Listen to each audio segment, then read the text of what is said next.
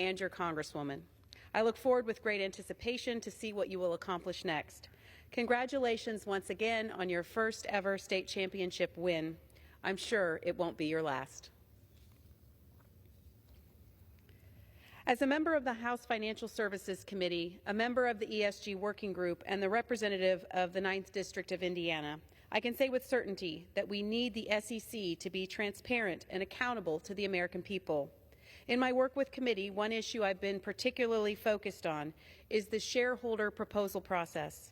In the current system, activists can persistently resubmit similar far-left proposals year after year, despite those proposals being previously rejected by a majority of shareholders.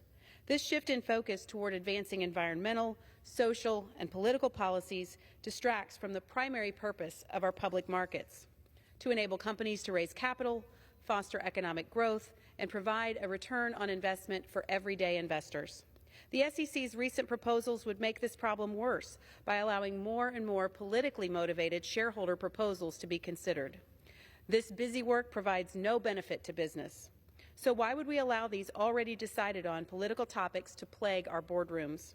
It's simply not fair to companies, including the ones across my district, to have to continuously invest resources in fighting or litigating activist proposals that clearly do not benefit the company or its shareholders, especially when similar proposals have already been rejected.